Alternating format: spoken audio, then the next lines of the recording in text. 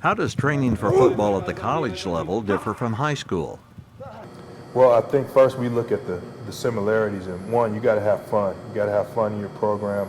Your athletes have to love getting better, being around each other, being around the coaches. It's got to be an environment that has intensity, enthusiasm. You're there to develop leadership, whether that's high school or college.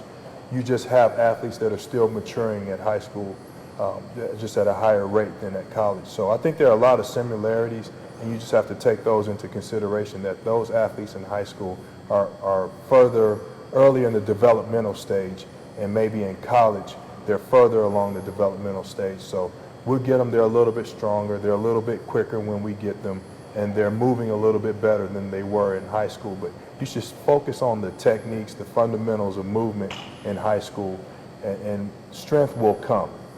Definitely age appropriate for high school as opposed to college. There's going to be differences in the developmental stages, the maturity physically, the maturity mentally, what they can handle, what they can't handle. So you definitely have to be age appropriate with what you're doing in your program. Sure. Sit.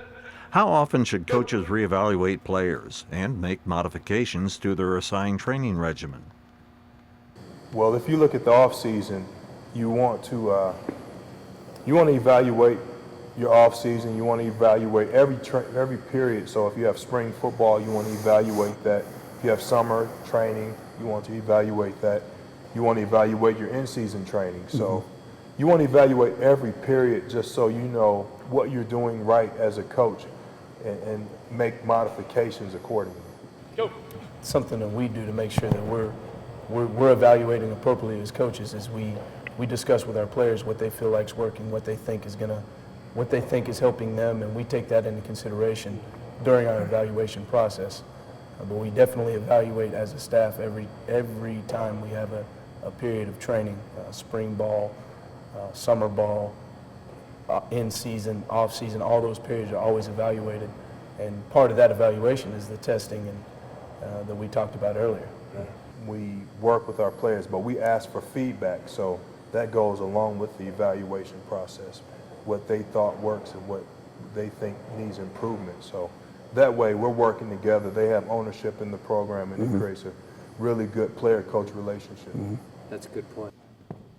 What's the most important message to carry from Chapter 3 that's titled Recovery and Nutrition? Well, we start with an acronym we call FASTER, and the F stands for fruits and vegetables. The A stands for always hydrate. S is start with breakfast. T is think lean protein. E is eat often, 5 or 6 times a day. And R is rest and recovery, plenty of sleep, and hot tubs, cold tubs, things of that nature that we discuss in the book. Definitely the things that definitely need to focus on is the fruits and the vegetables, and eating breakfast and hydration. Those are the 3 things that we see the most often in college athletes. So that's the way they're coming to college. So those habits have already been formed. So those are the habits they're carrying with them. So you definitely need to be making sure that kids are focusing on getting fruits and vegetables on their plate, no matter if they like them or not, because it helps them get better. Eating often and getting that first meal of the day after you come out of that sleep cycle. Talk about the mental aspect of training and how you approach that.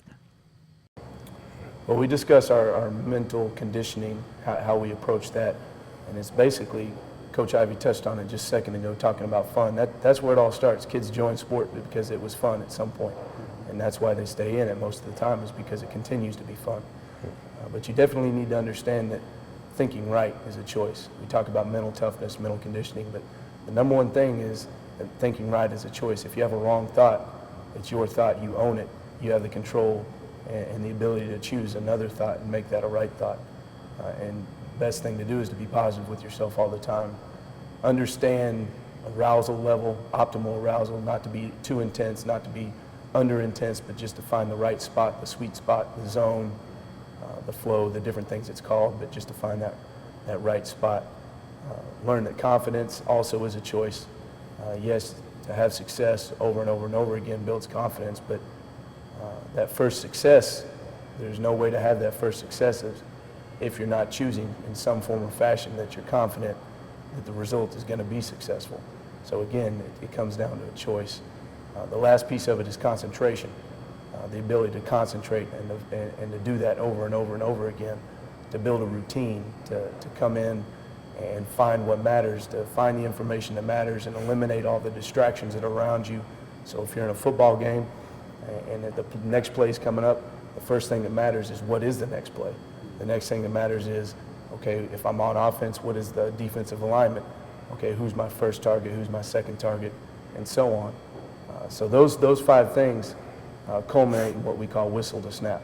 So everything that happens from the end of the play to the start of the next play, if those things aren't happening between that, then the possibility for an error on the next play or the play after that increases. So it all basically starts with thinking right as a choice. How do you work on that as strength and conditioning coaches, in the training room and on the field? Eyes up, eyes on me, eyes on me. Well, every coach wants the athletes to be mentally tough, and every coach wants the athlete to be able to focus. And there are opportunities all the time. Every rep, every set, every drill, there's an opportunity to practice focus and practice being focused, and there's a chance to be mentally tough, ability to keep pushing, ability to stay strong, ability to make the right choices, ability to not be distracted. So there's opportunities on every rep to coach athletes to be more mentally tough and more mentally conditioned to deliver their best performance. Good, good. You've both had great success throughout your careers. What are the proudest moments you've experienced as a strength coach? What makes me proud every day is just when the players come back, or the players that we have, or whoever it may be, just says thank you, and you know you made a difference. You know something along the way resonated with them, and it made a difference with them, and that they'll be able to carry that on into the rest of their life, because obviously most of them are not going to go on and play professional sports, but the lessons that they're taught during their time as an athlete are definitely lessons that they can carry on throughout the rest of their life as they become, fathers and mothers and business people and workers and all those things. Good. Mm-hmm. Yeah. That's very good. We talk about preparing champions for life through academic integrity, social responsibility, competitive excellence, and that's what we're about. So when an athlete recognizes that and says, we really appreciate all the influence and input and the care that you've given us, and they say thank you, that means the world. That's what it's all about. Great. If you could offer one piece of advice to players that you feel would be critical to their success on the field as they prepare for the season, what would that be? Mine would be think right. Think right. Yeah, it's a choice. Confidence is a choice. Thinking right is a choice. Concentration is a choice. You got to make the right choices and deliver your best. And how about your message to coaches, especially high school coaches? Don't forget about the importance of fun in this game, love in this game, having balance, Right. Yep.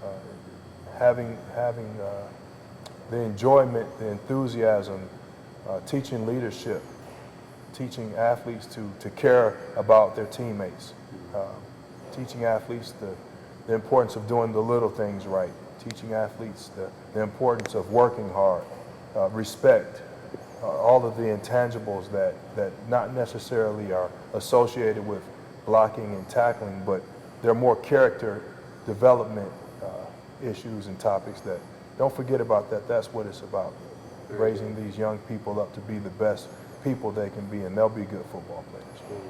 Kids join sport because it's fun, and when that's taken away, then that's when kids start falling out of sport. And when you make winning the number one priority over the process, things like that, and it happens. And it's easy to, as you progress on up the ladder, for that to happen.